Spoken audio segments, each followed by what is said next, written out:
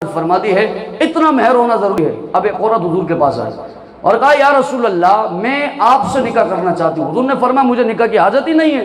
کہا حضور میں تو آپ سے نکاح کرنا چاہتی ہوں۔ آقا نے فرمایا مجھے تو حاجت نہیں ہے نکاح کی، ہاں میرے صحابہ ہیں، تم کہو تو کسی صحابی سے نکاح کر دوں۔ کہا حضور ٹھیک ہے آپ میرا نکاح کسی صحابی سے فرمائیں۔ تو ایک صحابی کو حضور نے انتخاب کیا نکاح کے لیے۔ اب جو صحابی تھے نا بڑے غریب صحابی تھے۔ آقا نے فرمایا بھائی میں قاضی ہوں اور آپ کا نکاح کرنے جا رہا ہوں اس عورت سے، یہ بتائیے کیا آپ کے پاس مہر میں کچھ کپڑے ہیں جو عوض میں آپ اس سے دیں اور میں آپ کا نکاح کروں؟ وہ صحابی کہ حضور بڑا غریب ہوں، میرے پاس تو کپڑے نہیں ہیں۔ تو فرمایا یہ بتائیے کہ آپ کے پاس کوئی رنگ کوئی انگوٹھی ہے کہ وہ انگوٹھی آپ اسے دیں اور اس مہر کے بدلے میں آپ کا نکاح کروں؟ صحابی فرماتے حضور انگوٹھی بھی نہیں۔ آقا فرماتے میں اختیار بتا رہا ہوں، جو کہا ہے نا میرے لیے صرف قرآن کافی ہے، حضور کی حدیث نہیں مانتا، میں اس سے بتا رہا ہوں کہ صحابہ نے حضور کے اختیارات دیکھے ہیں۔ حضور نے فرمایا یہ بتا قرآن کتنا یاد ہے؟ کہا حضور قرآن کی کچھ صورتیں یاد ہیں۔ میرے آقا نے فرمایا پھر شادی کے بعد وہ صورتیں اپنی زوجہ کو سکھانا، ہم کہتے ہیں یہی تیرا مہر ہے، اسی کے بدلے تیرا نکاح ہم کر رہے ہیں۔ کہا یہ اختیارات رسول اللہ کے، یہ شریعت کے معاملے میں اختیار ہے۔ تو جو کہا بھائی میرے لیے تو وہ قرآن کافی، میں تو حضور کو مانتا ہی نہیں، حضور کی حدیث کو نہیں مانتا معاذ اللہ۔ تو سنیں حضرت عبداللہ حضرت عمر کے بیٹے ایک شخص آیا، کہا حضور یہ نماز قصر کر کے پڑھتے ہو نا آپ سفر کے اندر، 2 کو 4 کر کے آپ نے پڑھ لیا ہے، بتاؤ نا قرآن کی کس آیت میں نماز قصر کا حکم ہے؟ اٹھا لیجیے آپ 30 پاروں میں کئی نماز قصر کا حکم نہیں ہے۔ نماز کا حکم ہے وَأَقِیمُوا الصَّلَاةَ وَآتُوا الزَّکَاةَ وَارْکَعُوا مَعَ الرَّاکِعِینَ فَاسْتَعِینُوا بِالصَّبْرِ وَالصَّلَاةِ إِنَّ اللَّهَ مَعَ الصَّابِرِینَ۔ اللہ تبارک و تعالیٰ نے کئی ایک سیغوں کے ساتھ نماز کا حکم دیا۔ نماز قصر کا حکم کہاں دیا؟ نہ سورہ رحمان، نہ سورہ یاسین، نہ سورہ آل عمران، نہ سورہ نساء، نہ سورۃ الضحیٰ، نہ سورہ طور، نہ سورہ اللہ تبارک و تعالیٰ طٰہٰ میں ارشاد فرمایا، نہ سورہ بقرہ میں ارشاد فرمایا، نہ سورہ فاتحہ میں ارشاد فرمایا، کوئی صورت نہیں۔ 114 صورتیں آپ پڑھتے، نماز قصر کا حکم آپ کو کہیں نہیں ملتا۔ تو ایک شخص آ کے حضرت عمر کے بیٹے سے پوچھنے لگا، کہنے لگا حضور آپ تو نماز قصر پڑھتے، ہم تو پورا قرآن پڑھے، لیکن کسی آیت میں اللہ نے نماز قصر کا حکم ارشاد نہیں فرمایا، تو یہ سفر میں 4 کو 2 کر کے پڑھنا آپ نے کہاں سے سیکھا؟ حضرت عبداللہ فرماتے ہیں او بدبخت تو حضور کو سمجھتا کیا ہے؟ ارے ہم نے تو رسول اللہ کو ہادی سمجھا ہے، آقا نے جو ہمیں قرآن سے بتایا ہم نے اسے بھی مانا ہے، جو اپنی زبان سے بتایا ہے ہم نے اس کو بھی مانا۔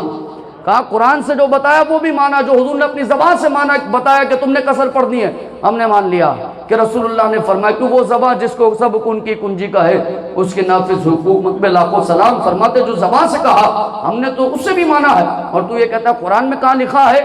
تو یاد رکھیے گا میرے آقا کے اختیار جو نہیں مانتا شرعی معاملوں میں، اور فرماتا یہ کچھ نہیں کر سکتے۔ تو سنیے ایک اور حدیث پیش کر رہا ہوں۔ ایک صحابی آیا کہا ہلکتو یا رسول اللہ، حضور میں ہلاک ہو گیا، برباد ہو گیا۔ آقا نے فرمایا کیا ہوا؟ کہا حضور روزے سے تھا، مجھ سے رمضان میں کوئی گناہ ہو گیا اور اب کفارہ لازم ہو گیا، آپ اٹھائیے قیامت تک کے لیے آپ کے میرے لیے ایک ہی کفارہ ہے۔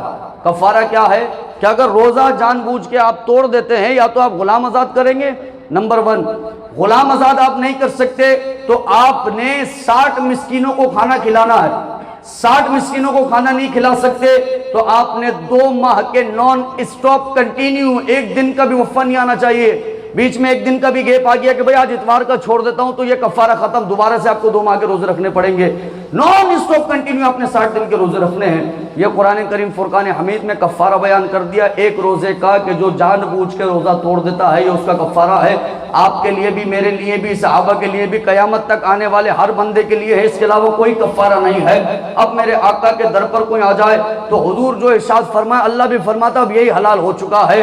حضور نے فرمایا بتاؤ غلام ہے؟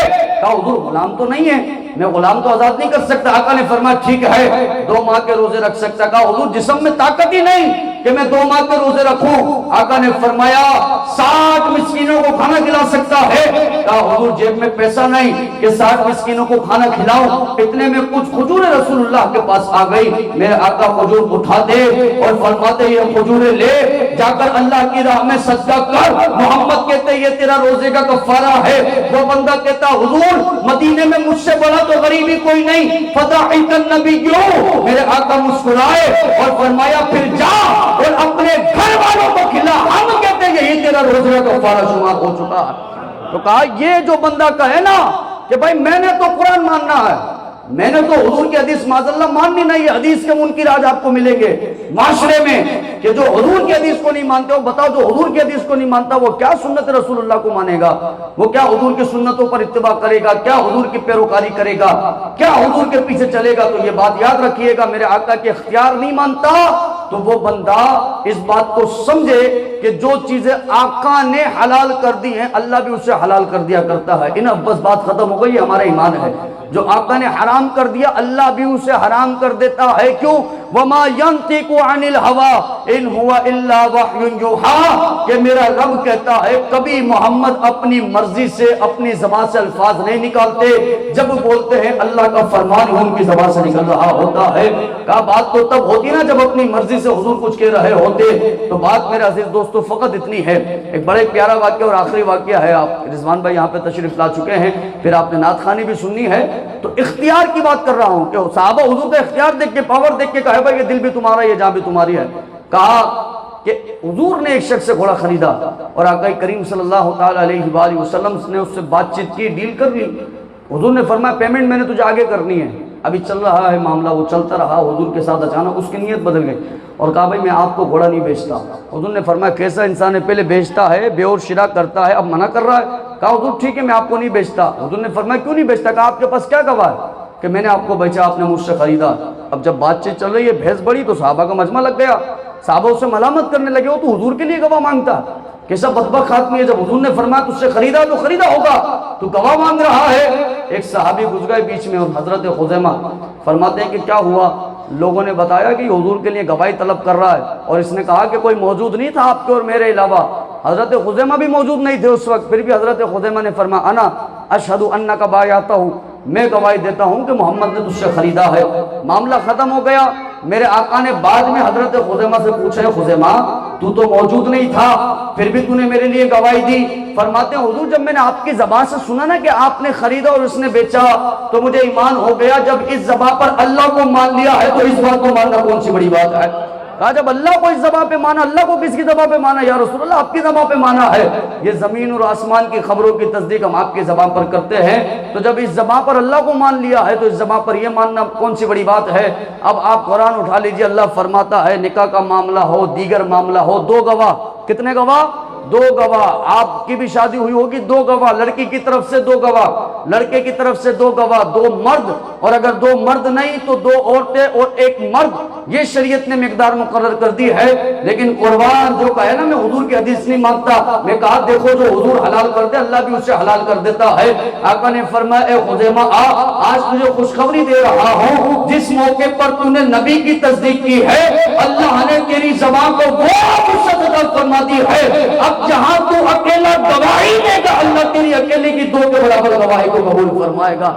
تو بول اکیلا رہا ہوگا، قبول دو کے برابر ہو رہی ہوگی۔ تو میں کہا وہ زبان جس کو سب ان کی کنجی کا ہے اس کی نافذ حکومت پہ لاکھوں سلام۔ تو میرا عزیز دوستو آقا کریم صلی اللہ علیہ وآلہ وسلم کے بارے میں نو ڈاؤٹ ہمارا یہ عقیدہ ہونا چاہیے کہ یا رسول اللہ ہم نے آپ کے لیے اپنی زندگی جینی ہے، آپ کے نام پر قربان ہونا ہے، آل اولاد سب کچھ آپ کے نام پر قربان کر دینا ہے۔ جو اس بات کا عقیدہ رکھے اسی ایمان کے ساتھ دنیا سے جائے اللہ اس کی قبر کو جنت کے باغوں میں سے ایک باغ بھی بنائے گا، اللہ کل قیامت میں جنت بھی عطا فرمائے گا، فردوس میں حضور کا پڑوس بھی عطا فرمائے گا۔ وآخر دعوانا ان الحمدللہ رب العالمین۔